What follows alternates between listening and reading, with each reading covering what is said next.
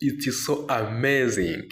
Ngira ngo murabibona ko ya mafaranga yacu yamaje kutugeraho 1.69 USDT, idolari rimwe n'ibice 69. Urabona ko yatugezeho kuko twamaje gukora KYC yacu ikaba verified. Reka tujye no kuri wallet turebe ko yagezeho. Hello ladies and gentlemen, ndabashuhuje cyane nk'ibisanzwe ni Mr. Kiributo nkuko tubana umunsi ku wundi. Rero murabizi intego yacu ni ukubyaza internet umusaruro, aho kugira ngo yo igirite, aho kugira ngo yo iwutubyaze. Rero twebwe tugomba kuyifatirana hasi hejuru, ibumoso n'iburyo, ndetse inguni zose tukayitangatanga, natwe tukayibyaza umusaruro, kuko iyo utayibyaje umusaruro nayo nta mpuwe ibigufitiye, irawukubyaza mu buhe buryo? Iyo ugiye kuri TikTok, YouTube, Facebook, Instagram n'izindi sites zigiye zitandukanye, nta kintu ugiye gukurayo, nta bumenyi ugiye gukurayo, ahubwo ari ibintu byo kwinezeza gusa, ntacyo bikwinjiriza. Icyo gihe internet birimo kukubyaza umusaruro, my brother. Rero ikintu nakubwira nuko wabyaza internet umusaruro, koko birakunda, ahubwo ushobora kwibaza utese bikorwa bite. Niyo mpamvu nje kugira ngo tugendane 5 kuri 5, ukurikire neza kugira ngo utagira ahantu ujirwa ibintu ntubyumve uko byakagombye kuba bigenda. So rero ngiye gufata igihe kitari gito y'amasobanurire kuri exchange yitwa Kumunsi.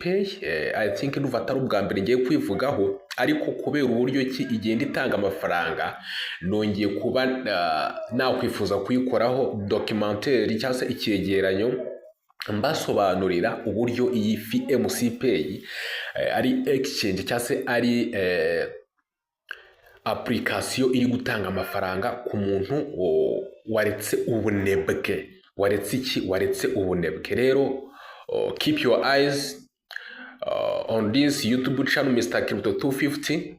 I'm ready to guide you how to make money with Kumunsi and without investment. So rero reka tugendane 5 kuri 5. Ikintu cya mbere ugomba kureba, dore iyi link. Niba ugiye kwinjira ugomba kureba ko iyi link ariyo neza, kuko nutanyinjiriraho cyangwa se ngo uwinjirire kuri link naguhaye, ntabwo wabona bonus, ntabwo wagira ute, ntabwo wabona bonus. Icyo kintu ucyumve kandi ukiteho. Bonus uyibona ute rero? Iyo winjiriye kuri iyi link iyi,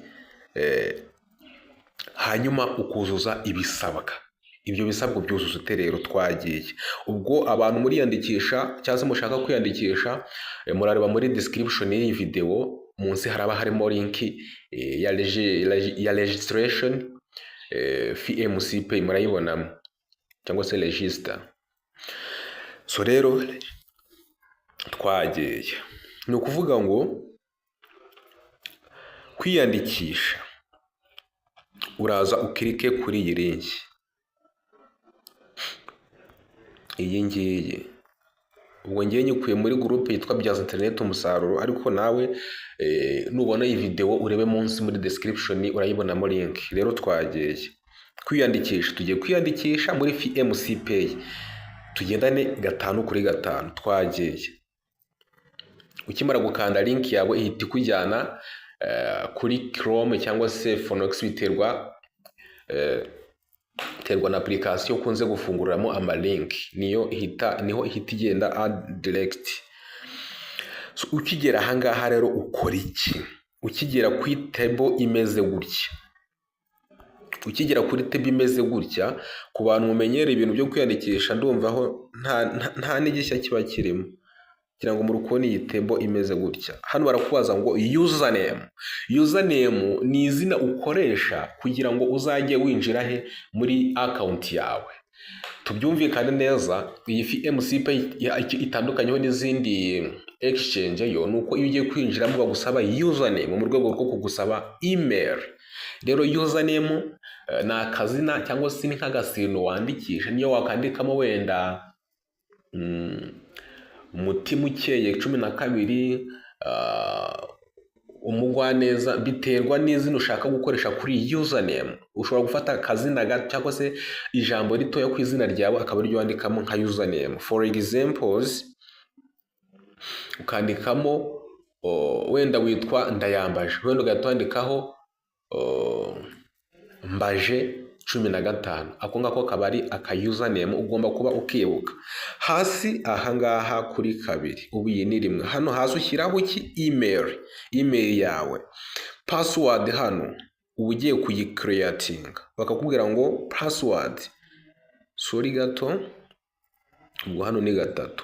Hano bakubwira ngo password confirmation, ubwo urongera ukayandikamo ahangaha password yawe ku nshuro ya 2. Murabona sponsor, ubwo ni referral code. Referral code murabona murajya mukoresha ni iyi ngiyi 50 5 9 5 4 16 2 50 59 54 162, ubwo niyo code murajya mukoresha. So rero iyo ugeze ahangaha ukora iki? Ubwo twagiye, ngiye kubereka username ngiye kujya ndakoresha. Twagiye, ubwo genda koresha iyi ngiyi Manzi 250. Iyi ni username yanjye. Email nayo ndashyiramo Manzi.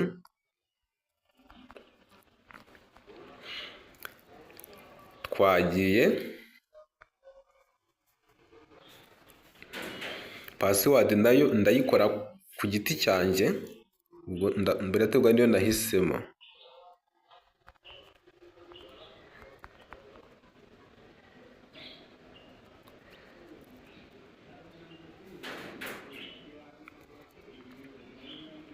Sorry gatoya.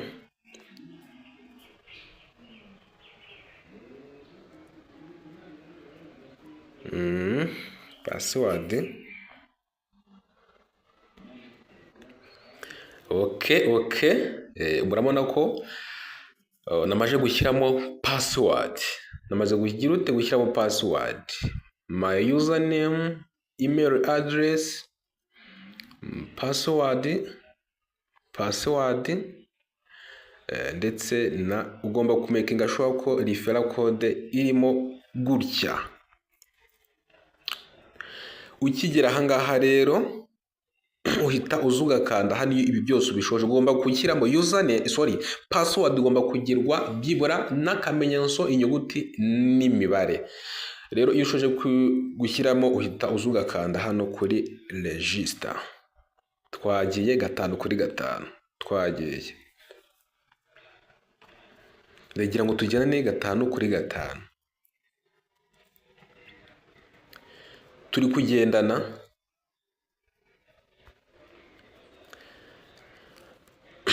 Ukigera ahangaha rero barakubwira ngo please verify your email. Aha mubona gutya. Ubu tugiye kujya hehe? Muri Gmail yacu turebe yo code waduhaye, tuze tuyuzuzemo ahangaha. Twagiye. Okay, ngira ngo code murayibona. Urakandaho gutyo ukayikopiya gutya, ugakanda copy, and then ugahita usubirayo. Ego,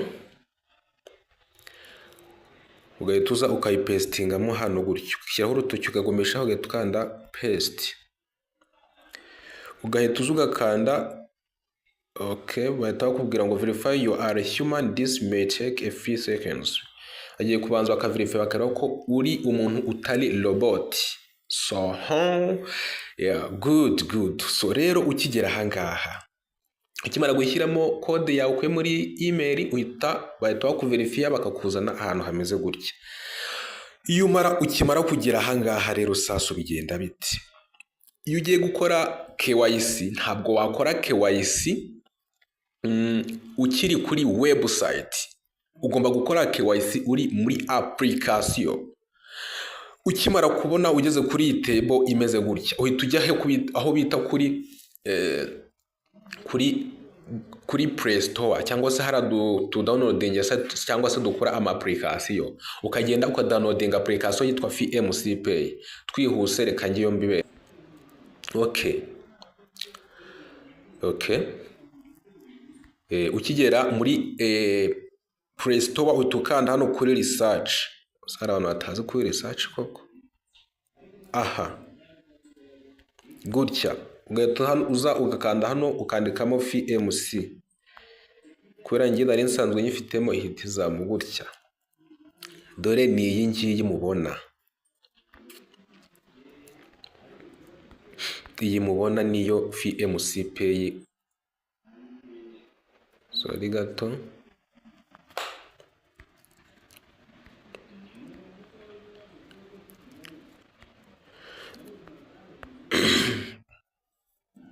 Iyi ngiyi mubona, iyi table imeze itya. Iyi niyo FMC Pay apa. Ugomba kureba ko imeze gutya. Ukimara kugira amaha, wowe urasanga hano handitseho ngo install. Aha. Ngiye handitseho open kuko nayitereshaje cyangwa se nayo downloadings. So rero kugira ngo uyinjiremo urakanda kuri open, ariko reka ngira kandi kantu mbabwira. Ikindi ugomba kubika password zawe kugira ngo utazabyibagirwa, ndetse na username. Ibyo bintu ugomba kubyitaho. Uba ugomba kugira ute kubyitaho. Turi kumvikana. Twagiye kangira kandi kantu mbereka gato. Okay. Ugifungura account yawe ya FMC Pay gutya, uhita ugeramo ahantu hameze gutya. Ibi byose mubona iyi account iri verified. Nkuko nebabwiye aya madolari nshaka natanya bikura rwose, kandi nabwiye ko nzakora indi video bwa kabiri mbabwira uburyo kituyabikuza. Rero nicyo nkubwira ngo wigira ahantu ujya cyangwa ngo urebe ku ruhande, kuko iyo uhumbije gato urahomba. Iyo uhombye rero niko uba utakaza umwanya wawe w'ubusa. Rero akantu nje kubereka ahangaha, tunyuze ahangaha kuri referral. Aha. Nkakirika hongera akantu gatumbereka. Murabona iyi tab iri ahangaha ivuga ngo invite your friends and in together up to 2500 FMC. Bivuze ngo iyo utumiye inshuti mwembi mwinjiza 2500. Nimba nkutumiye ugakora KYC ikaba verified, wowe urabona 500 bya FMC Pay nanjye mbibone. Urumva ni double. Bikora mu buryo mbese buri double. Ngewe ngutumiye nkayabona nawe ukayabona. Urumva ni ibintu byiza cyane. Referral code nababwiye murajya mukoresha ni iyi ngiyi. Ku muntu utayibuka ni 50 59 54 16 kabiri 50 59 54 162. Ubwo rero iyi niyo code murajya mukoresha, se referral code aho barayikubaza. Aha. Ngira ikindi kintu mberekaho igitoya cyane mbere yuko tugenda, nkabereka uburyo ki bakora KYC ya FMC Pay. Dusubiye inyuma gatoya, ngira ngo mbabwire iyi FMC Pay exchange bavuga ko ari iy'Abanyamerika, ngo yajeje guhangana na za Binance, za OKX, Bybit, Bitget, KuCoin ndetse n'izindi zigiye zitandukanye. Murabizi ko isi hari ama exchange asaga 100,000. Rero FMC nayo iyo urebye kuri coin market ubona ko FMC nayo ari exchange cyangwa se ari exchange nziza cyane kuko coin yayo yitwa FMC kuri coin market cap nayo yagezeyo. Urumva ko iri trusted cyangwa se yizewe 100 cyangwa se yizewe 100%. Rero iyi FMC Pay ndagira ngo tugendane, umuntu nkunda nakugira inama yo gukurikirana ibintu ngiye kukwereka, kuko nutabikora account yawe ntabwo izaba verified. Nkubwire ko gukora registration cyangwa se register cyangwa se kwiyandikisha gusa ntabwo bihagije utarakora KYC ngo account yawe ibe verified. Kuba verified ni ukuba kubimeze gute? Dore ni uku nguku account yawe mu gihe itara verified uku nguku ubona hano hataraza aka kantu ka verified, ntabwo account yawe wabona ira bonus ya 2,500. Nkubwire ko niba wumva ko ibintu ndi kukubwira ndi kukubeshya, si nkubeshya kabisa. Umuntu urinjirira kuri link yanjye link yanjye kubera ko wenda waba uvuga uti ese kugira ngo kuko minimum withdraw na $10 10 urumva biragusaba nko kuba wakabita nk'abantu 6 gutyo 8.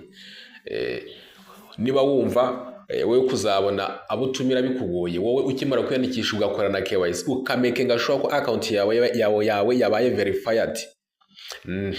Muri description ya video ndashyiramo nimero yanjye, uzanyandikira kuri WhatsApp ukande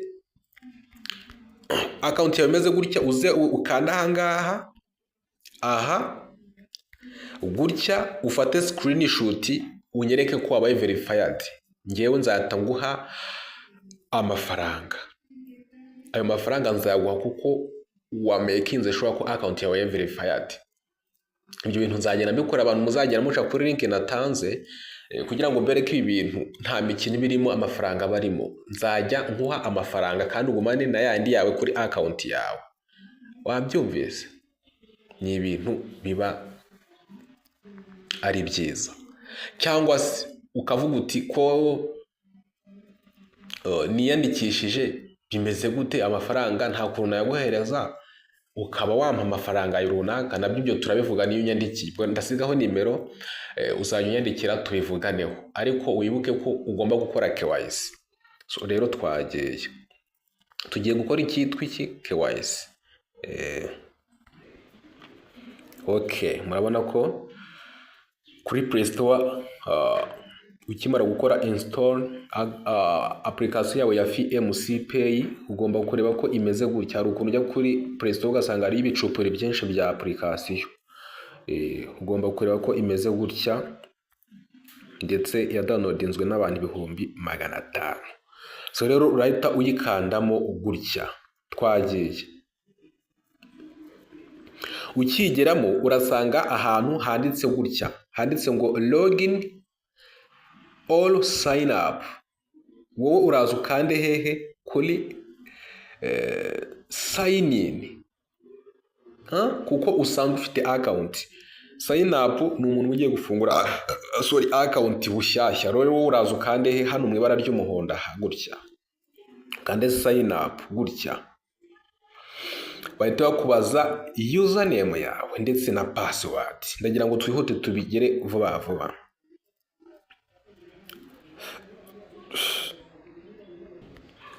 Okay. Ukimara gushyiramo username yawe ndetse na password, uhita uza ugakanda hano kuri sign in gutya. Bagahita bakubwira ngo bakubwira ngo within bahita bakubwira ko bakohereje code kuri email. Nanone ugomba kuverifya ko iyo account winjiyemo ari wowe nyawe. Tujya muri Gmail yacu. Gira ngo login verification code ngiyi twese turi kuyibona. Uraza ukayikandaho gutya ukagumishaho urutoki. Ukimara gushyiramo code yawe uhita uza ugakanda hano kuri confirm gutya. tayari duhita tugera muri akawunti yacu. Ukigera muri akawunti yawe nawe uzahita ubona ijambo kugira ngo verify nawe rimeze ritya. Uzahita uhakanda bitewe n'ibyo ngiye kukwereka, ariko reka ngewe ngira icyo mbereka mba nkanze hano kuri cancel. So urabona rero akawunti yawe nuko iteye, nuko imeze kuri balance yawe, nuko hameze. Rero akawunti yanjye ikimara kuba verified hano kuri balance ahangaha muraza kubona ko hajeho idolari rimwe n'ibice ndumva iri ku idolari rimwe n'ibice bingahera, menya ari 60 niba ntibeshye gutyo, ariko turaza kubibona. Rero ukigera muri account yawe, wowe ikintu cya mbere ugomba kwibandaho ku muntu ukinje bagatambwira ngo verify your cyase verify now cyase verify account yawe, urahita uhakanda. Ariko nawe batarahereka, urabona iri jambo rimeze ritya, niho urakanda, ndetse waza ugakanda n'aha ngaha kwaka kanaka nka gutya. Murabona rero account yanjye hano bari kumbwira ngo iki, bari kumbwira ngo unverified. Bari kumbwira ngo unverified bivuze iki rero? Bivuze ngo rero ntabwo ndakora face verification cyangwa se imyirondoro. Bibutse ko ikintu bagusaba amazina yawe ariko byangombwa, akakubaza I think ntabwo ndi kubyibuka neza, ariko turagenda tubibona muri video weho ukurikirane 5/5. Reka dusubire inyuma gatoya. So rero uraza ukande ahantu handitse ngo verify now. Ahangaha tugendane 5/5 kuko aha tugeza niho ruzingiye. Iyo account yawe itabaye verified nta biceri ubona cyangwa se nta mafaranga ubona, ndabikubwiye. Rero twagiye turakanda hano kuri verified, sorry verify now. Twagiye ukigera ahangaha barakwaza ngo personal information, ngo ni imyirondoro. Ubwo ukigera ahangaha ikintu urihutira government insurance, wowe ikintu urihuta uraza ukanda ahangaha kuri verify now. Twagiye ndagira ngo tujyane 5/5, tugendane 5/5. Ibyo ndagira ngo tubyumvikaneho. Kanda verify now. Twagiye ukigera ahangaha barakubaza ngo document type, barakubwira ngo ID card, passport, driver license. Barakubaza ngo urakoresha icyangombwa kiranga muntu, urakoresha passport cyangwa se uruhushya rwo gutwara ibinyabiziga. Ngewe mfite ID, ubwo ndahitamo hano hambere, ugenda ahitamo ahangaha. Ubwo ndatanza nkande hano hasi handitse ngo iki continue. Ahangaha twagiye 5/5, tugendane step by step. Ukigera ahangaha barakubaza ngo document type, nayihisemo ni ID. Hano bakakubaza ngo country, ndagira ngo tugendane 5/5. Ahangaha barambaza igihugu ndimo, ndakandaho nsacinge Rwanda, ngiyi nyihitemo.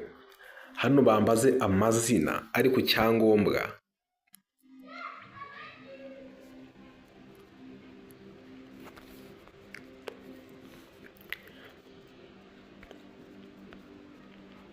yego hano bambaze amazina. Ahangaha kuri rimwe first name bambaze izina rya mbere, last name ubwo ni izina rya kabiri. Nimba yitwa Ndayambaje Janvier, ubwo urashyiraho hano first Ndayambaje, hano ushyiraho irya kabiri. Hano bakubaze birthday, itariki y'amavuko, ahangaha kuri 3. Ahangaha kuri 4 bakubaza ngo card number, ni ID card yawe, ID number yawe, ya mibare iri imbere ngira ngo ni 16.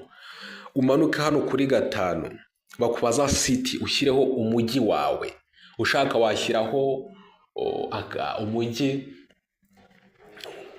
washyiraho Kigali kuko niwo mujyi dufite mukuru w'igihugu. Akarere hano kuri 6 ubwo urashyiraho akarere uherereyemo. Hano kuri 7 address ushaka washyiraho aho uherereye, niba wenda uri Kamonyi ugashyiraho wenda nk'izina ry'umurenge wa Kamonyi, nabwo birakunda. Nabwo birakunda. Reka dukomeze tumanuke hano hasi. Tumva twari tugeze kuri kangahe? Kuri 7 yari address. 7 yari address. Ubwo ngubwo 8 sorry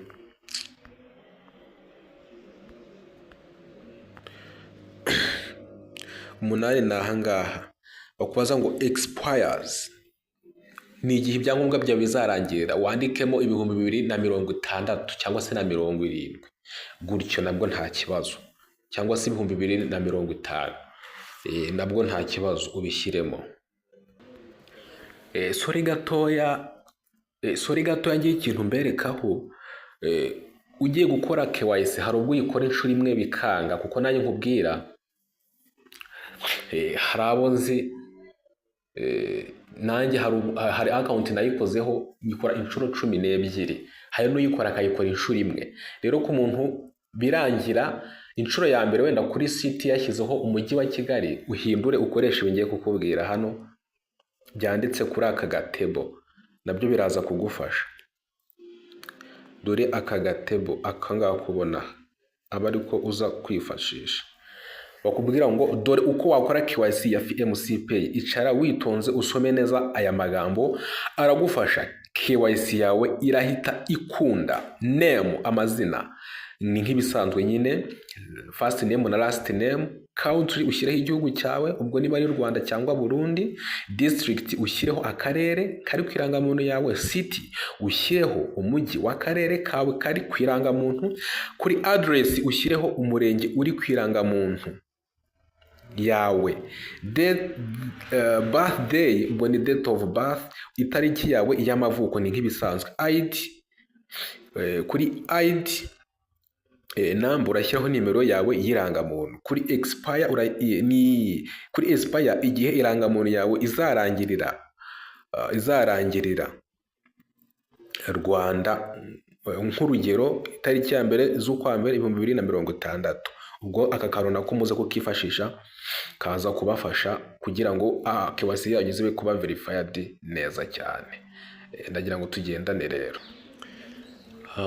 Okay, iyo ushoje gushyiramo bya bindi byose nababwiye, uraza ugakanda hano handitse confirm. Ahangaha niho uzugira ute ugakanda. Twagiye biga processinga ugategereza. Ukigera ahangaha bakubwira iki? Ubwo ngo take a photo of ID card. Ngo ID card front side. Ahangaha kuri 1.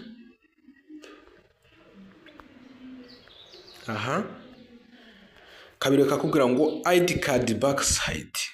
Ubwo hano ni imbere h'irangamuntu yawe ku cyangombwa cyawe cyangwa se perime bitewe n'icyangombwa nakoresha. Kabiri ni inyuma, back, inyuma h'icyangombwa cyawe. Ahangaha ngira ngo tugendane 5 kuri 5. Twagiye gufata amafoto. Ubwo tugiye kubanza dukande. Ikintu ugomba kumenya, ugomba kubura ahantu hari urumuri kandi mbese hameze neza, nta kajagari gahari. Iyo ugiye gukora KYC nawe wirinda kujya mu bantu mu kajagari gatandukanye, ukabura ahantu hatuje hari environment imeze neza, cyangwa se environment. So rero twagiye niyo waba uri mu nzu ariko uri ahantu utari kumwe n'abantu, KYC isaba kuyikora uri umuntu umwe nta muntu muri kumwe. Reka dufate front of side, twagiye uyifotora neza ikajyamo nk'uko mubona nabikoze neza, ukayifata ikaza ikajyamo. Umaze kubona ko yaringaniyemo neza uhita ukanda ugafotora gutya, ugahita ukanda kuri aka kantu k'umuhondo ka V, aka ngaka gutya. Tugiye guhita dufotora n'inyuma hayo, hano hasi kuri ID card back side. Twagiye ngira ngo tugendane 5 kuri 5, ibintu utazabyica ukavuga ngo ntabwo nabikweretse neza, kandi ugomba gushaka phone ifotora neza.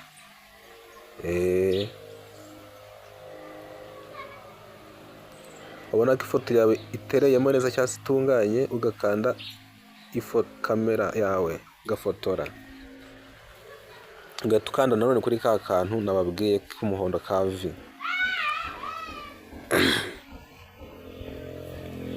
So ibi byose rero iyo ubishoje uraza ugakanda ahangaha hano kuri continue, hano twagiye biga processinga,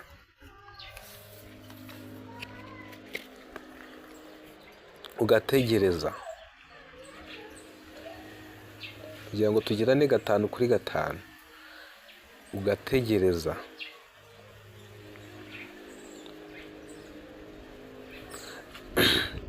Ikintu nambabwira ni uko iyi FMC Pay ni exchange nziza,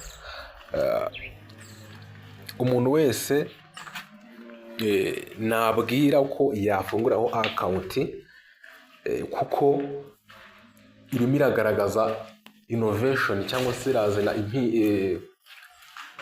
mbese n'udushya, iri kuzana udushya dukabije. Nawe reba igihe yasohokeye, n'ubu ikaba igitanga amafaranga y'ubuntu, igatanga coin wayitradinga ukabona amadolari. Urumva aba bantu bafite amafaranga menshi.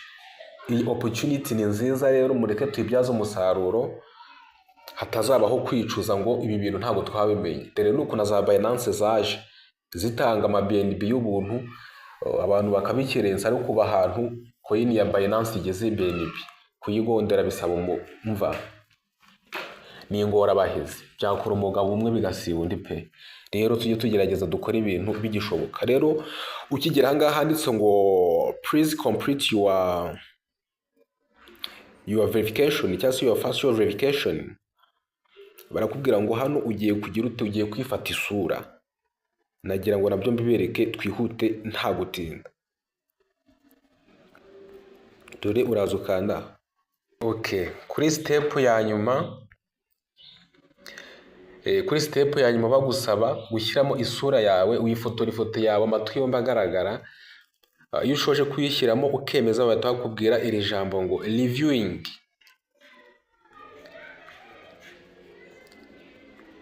Dore iri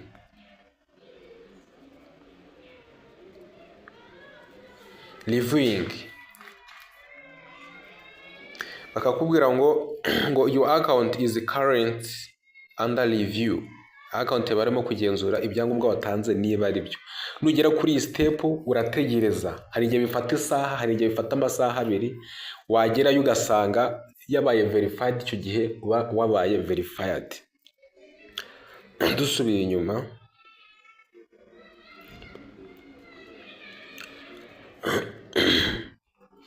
murabona nubona iri jambo gutya ngo pending, baraba barimo kuverify ibyangombwa watanze niba koko bihuye n'ibyo watanze. Rero ndagira ngo ibi bintu mubikore, kandi ndaje kubereka na verified uburyo biba bimeze n'uburyo amafaranga wayagezeho. Rero ndagira ngo tubane 5 kuri 5, wibuke gukanda subscribe ndetse ukande like, nabisangiza abandi nabo bamenye ko the internet is money. Internet ni amafaranga. Wowe wavuze uti ese koko nibyo urabimenya. Rero abandi mukiri mu binegirija, igihe kizajya kibabwira abandi bageze kure. nyuma y'isaha imwe account yanjye ihise iba verified. Ushobora kuvuga uti ndi kukubeshya. Reka twinjire muri account ngira ngo muri kuyireba FMC Pay. Twihute. Wow, it's so amazing. Ngira ngo murabibona ko ya mafaranga yacu yamaje kutugeraho. 1.69 USDT, idolari rimwe n'ibice 69. Urabona ko yatugezeho kuko twamaje gukora KYC yacu ikaba verified. Reka tujye no kuri wallet turebe ko yagezeho. Kadukirika turebe. Wow, ibintu ni byiza cyane. Rero nuramuka ufunguye account yawe ugakurikiza ibyo nakweretse muri video, ndakubwiza ukuri ko amafaranga urayarya muri FMC Pay. Umuntu ushirika ubuti, ndagira nkubwira ko iyi opportunity cyangwa se iyi FMC Pay yibyaze umusaruro. Ikindi kintu ngomba kubabwiraho mugomba kwikuramo, umuntu uvuga ngo ntibabona abantu bo gutumira, ndagira ngo nkubwire ko n'umuntu wakoze indege iyo ataza kubisangiza abandi yari kurinda apfa ntawe umenya ibyo bintu. Rero nawe nuguma kwicara ntiwibuke gusangiza ibyo wamenya abandi ngo nabo baze, ndagira ngo nkubwire ko ntaho uzagera. Baca umugani mu Kinyarwanda ngo inkingi imwe ntigera inzu. Bivuze iki? Uri umwe ntacyo wakwishoboza. Rero iyo mwishyize hamwe niko murushaho kugenda mutera imbere. Ibi bihugu byatembere mu buryo bwa cryptocurrency cyangwa se bwa crypto mining, nuko baba bafite icyo bita team amenya ikintu runaka cyerekeranye na crypto akagisangiza abandi bakabyumva vuba. Rero niba umenye ikintu ntugisangiza abandi ntaho wagera. Rero nanjye kuba narayimenye nkaba nyibasangije nuko hari aho nifuza kuba nagira, kandi nawe ubimenye hari aho ushaka kugera cyangwa se nifuza kuba wagera. Rero mw'ibi bintu bisaba gufatanya, kubaka fondasiyo. Ntacyo wakigezaho uri umwe. Mujya mwumva ko haba ibintu by'amakoperative, ibimina n'ibiki. Biriya rero ntago wakikorana ikimina uri umwe, urumva ntago watera imbere pe. Rero iki kintu tukiteho. Nababwiye ko nzabakorera video bwa kabiri mbere ku buryo amafaranga ngiye kuyabikuza. Wowe kurikirana video wumva ibyo nakubwiye ko umuntu uraba verified akabona atashobora gutumira inshuti, atabona minimum withdraw, anyandikire kuri WhatsApp nimero natanze, ngewe abe screenshot yerekana ko yabaye verified, ndamuha amafaranga.